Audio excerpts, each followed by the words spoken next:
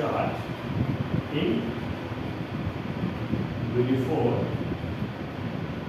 Electric and magnetic. अगर कहीं पे यूनिफॉर्म इलेक्ट्रिक फील्ड और मैग्नेटिक फील्ड दोनों पर जाएंगे तो चार्ज पे जो फोर्स अप्लाई होता है वो बेटा मैग्नेटिक फोर्स तो अप्लाई होता है इस पे कितना, एस मैग्नेटिक पे कितना अप्लाई होता है, जो होता है Q B T sine theta, या वेक्टर फॉर्म में लिखेंगे तो एस में कितना अप्लाई होगा, Q into B cross B. ठीक है ना, ये इक्वेशन नंबर 2। और अगर मैं इलेक्ट्रिक फोर्स की बात करूं तो एस इलेक्ट्रिक कितना होगा, ये होगा क्यू ई के इक्वल, चैप्टर नंबर 1 में हमने किया। तो टोटल फोर्स कितना आ जाएगा, टोटल फोर्स किया था ना बेटा चैप्टर नंबर 1 में, इलेक्ट्रिक फोर्स,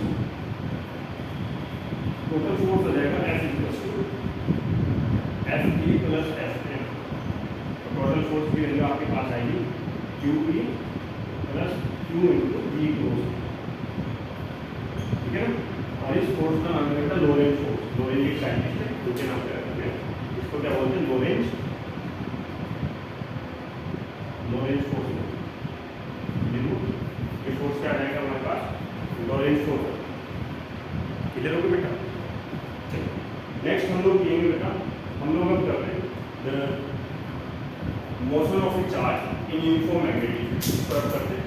ठीक है, और उसके बाद डिस्कस करते हैं कि अगर कोई चार्ज पार्टिकल किसी मैग्नेटिक फील्ड के अंदर मोशन कर रहा है तो क्या क्या चीज़ें चेंज होंगी, कैसे कैसे हम उनको कैलकुलेट करेंगे। ठीक है, कुछ फॉर्मूले आएंगे, उन फॉर्मूले का आपके पास एग्जाम में क्वेश्चन था, उन्हीं चीज़ों को हम लोग डिस्कस करने वाले हैं। ठीक है बेटा, चलिए स्टार्ट करें। तो स्टार्ट करते हैं, सबसे पहले हम लोग लिखते हैं तो motion of A charge in uniform magnetic field. Uniform magnetic field के अंदर अगर कोई चार्ज मोशन करता है तो किस तरीके से उसकी वैल्यू चेंज होती है, ये हम लोग करेंगे। ठीक है, मैं सबसे पहले इसके लिए डायग्राम बना देता हूँ, तो आपको डायग्राम समझना है।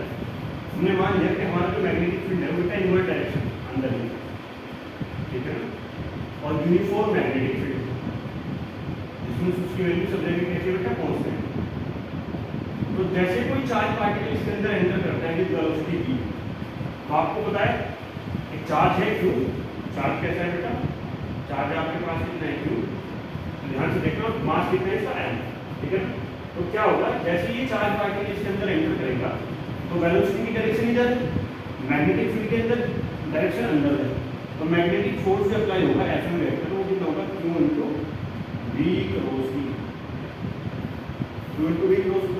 तो direction of magnetic force calculate करने के लिए हम लोग क्या करेंगे, इस v की डायरेक्शन में फिगर रखेंगे और v की डायरेक्शन में कर्ल करेंगे, तो थंब की डायरेक्शन होगी वो हमारे फोर्स की डायरेक्शन को डिफाइन करेंगे।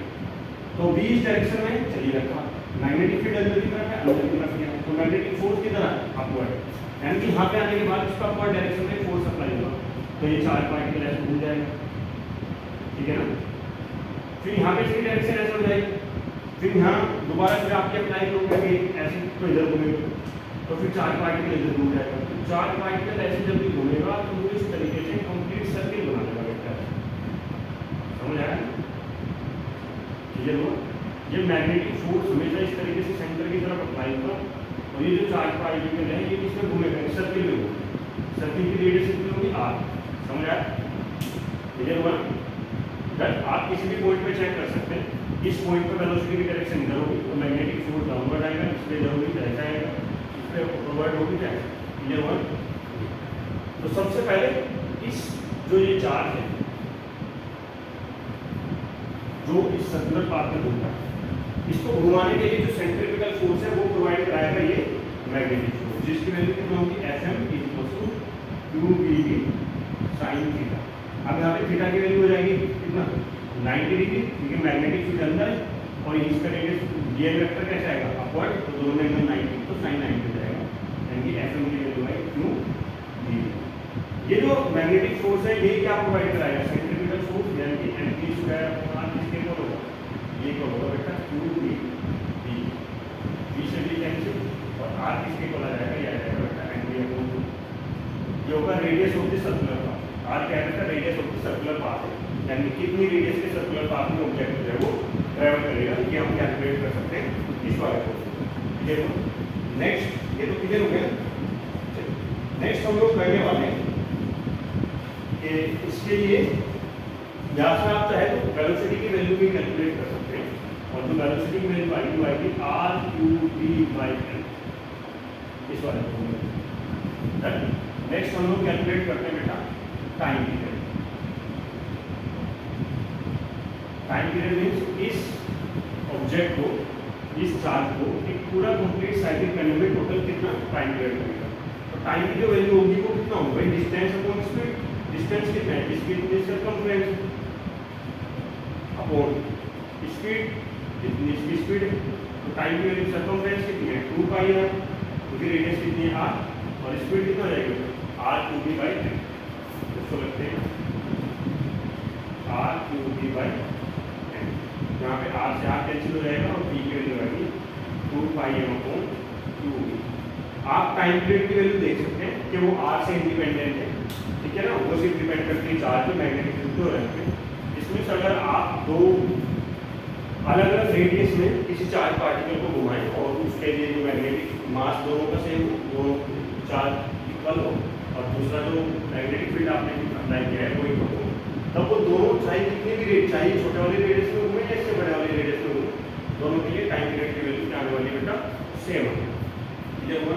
अब टाइम पीरियड का उल्टा आपको पता है रेसिप्रोकल क्या होता है, फ्रीक्वेंसी, तो आप फ्रीक्वेंसी भी कैलकुलेट कर सकते हैं, ठीक है ना। तो फ्रीक्वेंसी कितना हो जाएगा, फ्रीक्वेंसी की वैल्यू बेटा 1 upon time period, this means Q B upon 2 pi, इसका रेसिप्रोकल करते हैं, ये क्या जाएगा फ्रीक्वेंसी। तो ये है motion of A charge in uniform magnet. इसके बाद इसकी जो नेक्स्ट वीडियो आएगी, ठीक है, उसमें हम लोग करेंगे बेटा फोर्स होने करंट कैरिंग कंडक्टर, फिर उसकी एप्लीकेशंस करेंगे, और उसके बाद हम करेंगे टॉर्क एंड देन गैल्वेनिज्म, ठीक है। तो वो करते हैं नेक्स्ट पार्ट।